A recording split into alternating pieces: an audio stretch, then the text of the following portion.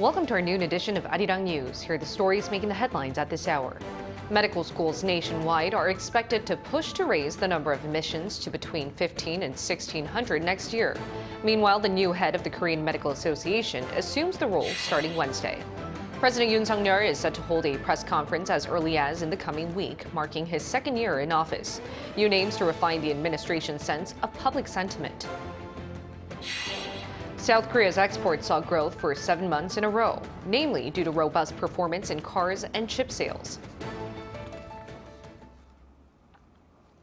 Most medical schools in the country have made their final decisions on their prospective enrollment figures for 2025 admissions, totaling around 1,500 more students nationwide. Lee Si-hoo starts us off. Most medical schools affected by the government-led enrollment quota increase have finalized their enrollment figures for 2025 admissions, and it seems there will be 1,550 more students admitted on top of the current enrollment quota of 3,058, which has been frozen since 2006. That's less than the government's original plan to increase the number of student doctors by 2,000. Most national universities outside the capital region decided to admit around 50% fewer students than first planned. Most private universities are either sticking to their original plan or decreasing admissions by just 10 to 20 students. National universities were given much more room to increase numbers than private universities, with the government originally expecting an increase of 800 students nationwide. But it's expected the overall increase will be just half of that number, or around 400, due to strong opposition, especially from student and trainee doctors. The estimate is based on the decisions of all but one of 9 national universities outside the capital which have made their decisions, and the assumption that Jeonnam National University, which will decide its enrollment by mid-May, will follow the overall trend. Once all universities have made their decisions, the Korean Council for University Education will review the numbers.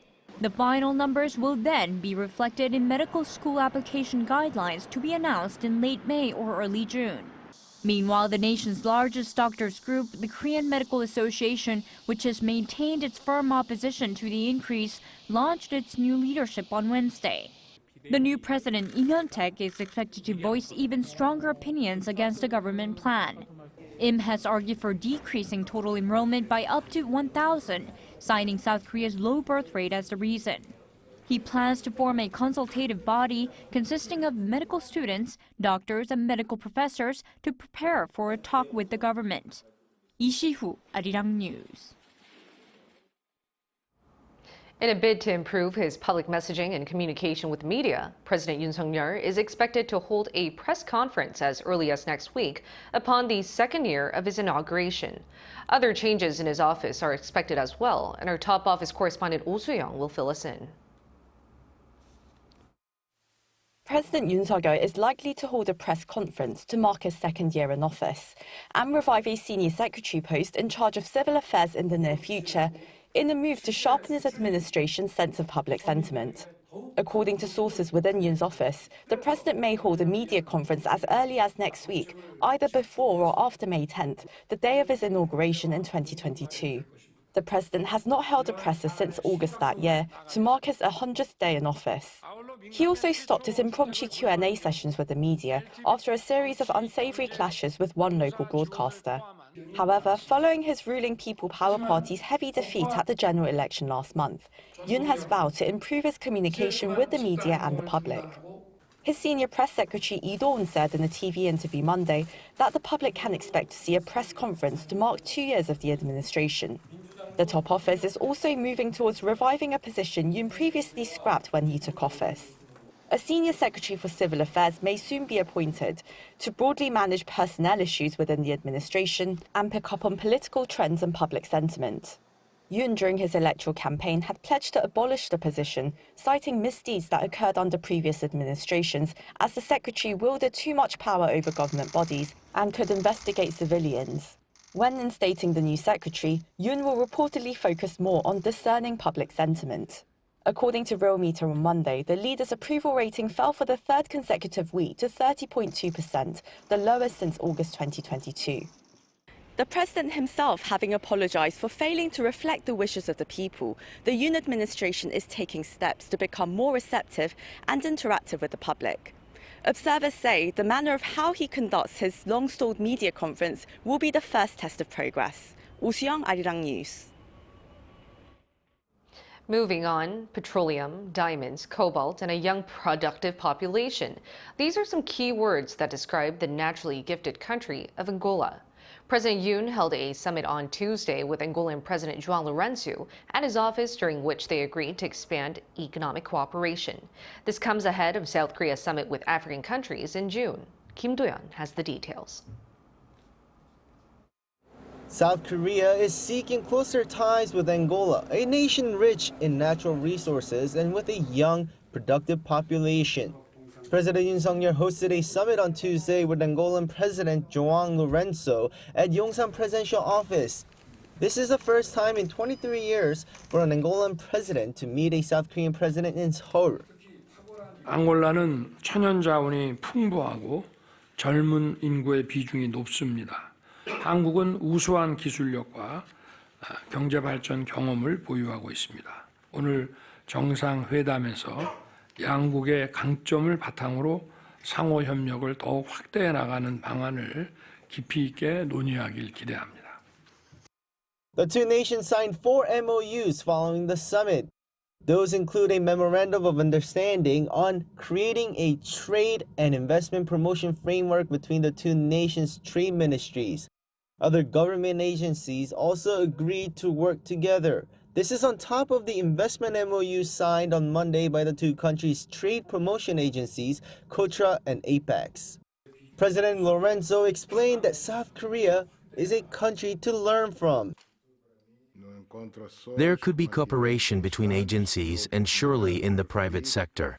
South Korea has experience of extensive development in a short period, so I'm looking forward to sharing and learning in this aspect together. Angola's natural resources include oil and gas, diamonds, cobalt, and nickel, all essential for South Korea's industries.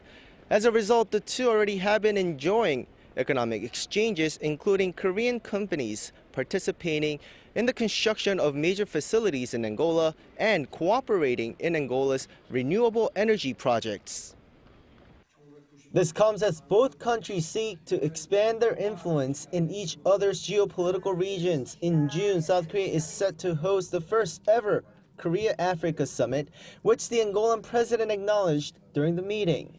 Angola, meanwhile, has been deepening ties with Beijing, including the Angolan president's state visit to China. President Lourenço also voices concerns over global tensions, including North Korea's provocations. The top office said the two agreed on the need for international cooperation to thoroughly implement UN Security Council resolutions in response to North Korea's ongoing nuclear and missile development and provocations. Kim Do-yeon, Arirang News. Now on to the economic front. South Korea recorded export growth for the 7th month in a row in April, keeping the trade balance in the black for nearly a year. Robust performances in exports for cars and chips were the main drivers. Park Kwon-woo with the details. South Korea's exports saw another on-year increase in April, rising for the 7th straight month. According to the Ministry of Trade, Industry and Energy on Wednesday, outbound shipments saw an on-year jump of 13.8%. to over $56.2 billion of export value last month. 13 out of 15 main export items saw growth in April, which was the largest number of items seeing an increase this year. Outbound shipments of automobiles hit a record high of nearly $6.8 billion, up 10.3% on year. Exports from the IT sector, including chips, displays, computers, and wireless devices, all saw increases for the second consecutive month. The value of semiconductor exports jumped to nearly $10 billion in April, a 56.1% increase on year. In terms of region, 7 out of 9 major export regions saw growth in exports. Outbound shipments to the U.S. increased for the 9th month in a row, reaching a record high $11.4 billion in April, up 24.3% on year. The value of shipments to China also once again exceeded $10 billion in the same month. The value of imports into South Korea also rose by more than 5% on year last month to around $54.7 billion, resulting in a trade surplus of $1.53 billion. That's the 11th consecutive month the country has seen a trade surplus since June 2023. South Korea's trade ministry said the trade surplus was recorded despite global uncertainties, and it would support companies so that robust export performance will continue in the second quarter. Park Gun-woo, Arirang News. South Korea's exports of eco-friendly vehicles lost ground during the first quarter for the first time in 13 quarters. According to the Korea Automobile Manufacturers Association on Wednesday, outbound shipments of EVs such as hybrid electric, plug-in hybrid, and hydrogen cars dropped 5.6% to 178,000 units during the January to March period. This marks the first time since the fourth quarter of 2020 that exports fell into the negative territory. The association said the negative growth was largely driven by a slump in global demand for electric vehicles, which typically make up a large part of South Korea's EV vehicle exports. Starting today, a new public transportation discount card, the K-Pass, can be used nationwide. It is similar to the climate card used in Seoul. An Sung-jin takes a closer look and explains the differences. Seoul City's climate card has proved to be a hit, with 1 million sold in 70 days up till the beginning of April, exceeding the target of 500,000. This unlimited transport card, which also includes public bikes for the price of 65,000 won, or around $50, is geared toward users of buses and subways in Seoul. But starting Wednesday, there's another public transport discount card, the K-Pass. The biggest difference is that this can be used nationwide, and if used at least 15 times a month, there's a partial reimbursement of travel costs. People between the ages of 19 and 39 can receive 30% cashback and 53% for users in the lower income bracket. The rest will get 20% off for using public transport up to 60 times a month. This discount program covers intercity buses and subways and is especially useful for those who commute to Seoul from areas just outside the capital. This comes amid efforts from the government to expand transport benefits to more regions. As fees for public transport continue to climb, and with this card paying back at least 20%, it will relieve the pressure on commuters. Also, when it comes to carbon neutrality, these benefits will lead to more people using public transport. With different public transport cards to choose from, one expert suggests that now customers can select one based on their specific needs.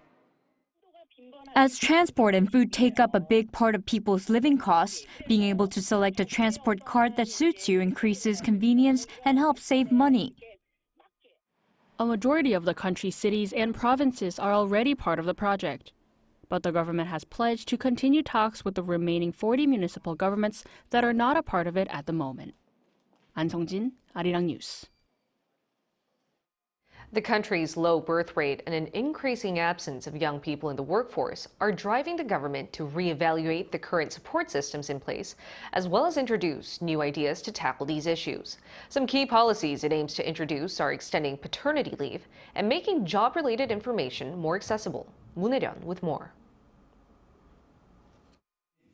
The country's demographic concerns, namely the low birth rate and the dwindling workforce, are being addressed through a series of new measures to come in the second half of the year. During an emergency economic ministerial meeting on Wednesday, Finance Minister Choi Sang-mok unveiled the government's plans to improve social mobility. We have prepared measures to increase social mobility in 3 areas: jobs, education, and capital formation. The first of the measures to be introduced aims to heighten the participation of young people and women in the workforce. In March, the number of those below the age of 30 in employment fell on year. The number of those in their 20s and 30s who said that they weren't seeking employment for no particular reason and just taking a break has been hovering around the 600,000 range since last December. As a result, the government is creating an all-care platform that aims to offer more than 1.4 million young people and those not in employment, education or training, employment-related information and linking them to jobs. Paternity leave immediately following birth will also be doubled to 20 working days in order to prevent career breaks and support re-employment for new parents, in light of a recent report from the Korea Development Institute that suggested being unable to resume economic activity after giving birth was a key reason behind the low birth rate. Data released by Statistics Korea show that South Korea's population could drop to as low as 36 million by 2072, as the country saw its lowest fertility rate last year at 0.72. As for improving education, the government will be expanding the age range for various national scholarships. A scholarship that was previously only available for middle school and high school students will now be extended to elementary school students from low-income families, while another that links students with jobs at SMEs and provides tuition fees will prioritize students with such backgrounds. 문혜련, Arirang News. On International Workers' Day, President Yoon vowed to, quote, protect the precious value of labor and to make working conditions fairer and safer. The president shared the message on social media on Wednesday, adding that the government will ensure people to find meaning in life through work. He also thanked the 28.4 million workers in South Korea, saying the remarkable growth that the country has achieved to date has been possible thanks to the sweat and effort of workers. The president also asked that they remain the driving force of the nation's economy. South Korea is one of the many countries in the world to observe International Workers' Day, also known as May Day, as a national holiday.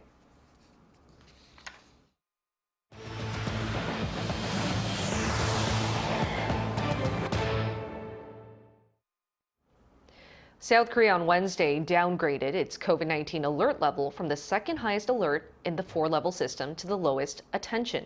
The Korea Disease Control and Prevention Agency said this means mask requirements in hospitals have been lifted. COVID-19 tests, which had been required to enter nursing homes and other at-risk facilities, are now simply recommended.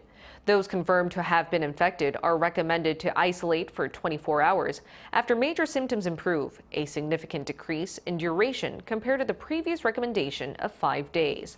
The latest guidelines are a part of South Korea's efforts to fully shift its COVID-19 status to an endemic. Foreign and defense ministers of South Korea and Australia have held talks in Melbourne to discuss Indo-Pacific strategies and deepening cooperation on regional security. Foreign Minister Cho Tae-ar and Defense Minister Shin Won-sik met with their Australian counterparts Richard Marles and Penny Wong on Wednesday for so-called 2+2 talks. Top of the agenda was advancing shared interest in promoting peace and prosperity, strengthening cooperation in the Indo-Pacific, and growing defense and security ties under the two sides' comprehensive strategic partnership. The previous 2+2 meeting was held in Seoul back in 2021. Despite ceasefire negotiations gaining momentum, Israeli Prime Minister Benjamin Netanyahu vowed Tuesday to invade Rafah. The remarks also come despite Washington's opposition, while the U.S.'s top envoy is set to meet the Israel leader to press for more aid for Gaza. Lee Seung-jae reports. It's been nearly 7 months since the armed conflict between Israel and Hamas began in October 2023, and another round of negotiations has begun. A deal would mean the release of Israeli hostages, aid relief for Palestinians, and avoiding an Israeli offensive in Rafah. However, all that seems to be up in the air now, as Israeli Prime Minister Benjamin Netanyahu has made it clear that an Israeli offensive in Rafah will be conducted with or without a deal. Netanyahu and his government have called the southern Gaza region Hamas's last stronghold, with the Israeli leader emphasizing that stopping the war before achieving all of its goals is out of the question. Responding to Netanyahu's remarks, the White House on Tuesday expressed its opposition to a Rafah offensive.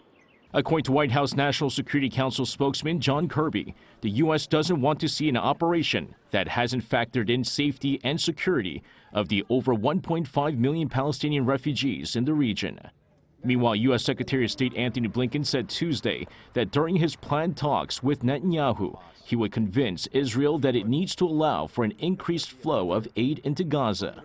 Blinken says while there have been some improvements in the humanitarian aid situation in the enclave, much more is needed to ensure proper assistance reaches the Palestinians in a sustained manner. Wednesday's meeting between Blinken and Netanyahu will come on the back of U.S. President Joe Biden's warning to the Israeli leader that Washington's policy could shift if Israel fails to address civilian harm, humanitarian suffering, and the safety of aid workers. Lee Seung-jae, Arirang News. Starting today, South Koreans are not allowed to travel to Haiti amid a surge in gang violence in the Caribbean nation. Seoul's foreign ministry issued a level 4 travel advisory on Wednesday, which means those left in the country need to evacuate immediately, and those planning to travel there are required to cancel the trip. The South Korean government recently evacuated a total of 13 citizens to the neighboring Dominican Republic, and there are currently around 60 South Koreans still in Haiti. In order for them to remain there, they must be granted an exception by obtaining a passport with special validation.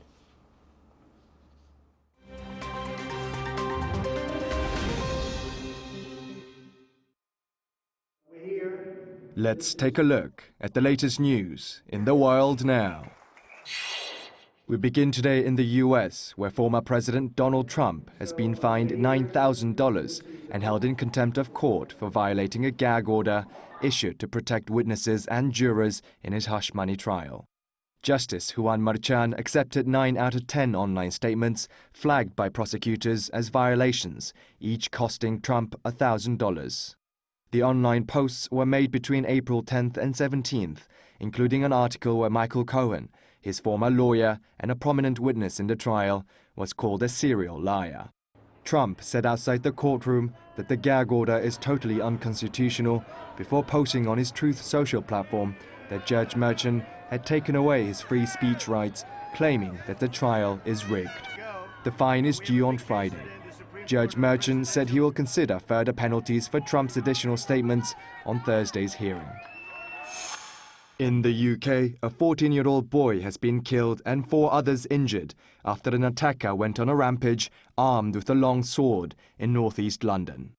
A 36-year-old suspect has been arrested by the Metropolitan Police. At around 7 a.m. local time on Tuesday, London's Met Police responded to reports of a car crashing into a house in Hainault and people being stabbed. The attacker also injured 2 police officers before he was tasered and arrested. While the police said investigations are underway for an incident that they described as truly horrific, Met Police Chief Superintendent Stuart Bell said that the attack is unlikely to be terror-related or targeted. Chief Superintendent Bell also said that the 14-year-old boy had died shortly after being taken to hospital, while the 2 officers and 2 civilians had received significant stab wounds but were not life-threatening. In the US, the winner of the 8th largest Powerball jackpot was revealed on Monday. The winner of the $1.3 billion prize is Cheng Charlie Saipan, who emigrated to the US from Laos in 1994. Saipan had worked as a machinist until he was diagnosed with cancer in 2016 and has been undergoing chemotherapy, receiving his latest treatment just last week. While accepting the prize money, he said, "How am I going to have time to spend all of this money? How long will I live?" Saipan said he would split the money with his wife and a friend. The jackpot has a cash value of around $422 million after taxes. He has decided to take a lump sum payment. The biggest lottery jackpot ever in the US was a $2.04 billion in California in 2022. Kim Siyoung, Arirang News.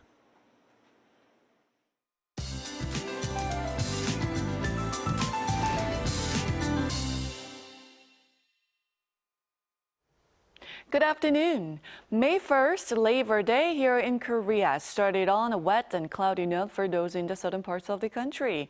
And please do expect to see light rain through the afternoon, while Jeollado provinces could see passing rain during the day today. However, those of us in central regions need sun protection items with plenty of sunshine in the forecast. UV rays will be very high in the afternoon. And along with sunshine, afternoon temperatures should be a couple of degrees higher for central areas, but cloudy skies and rain should bring down the highs in southern parts of the country this afternoon. East Coast regions are even breezier due to easterly winds with a high of 18 degrees in Busan, but Seoul tops out at 24 degrees Celsius. The air quality will be normal to good nationwide all day today. Heading towards summer-like temperatures through Saturday, that nationwide rain in the forecast on Children's Day afternoon continuing into next Monday. With that in mind, let's take a look at the international weather conditions.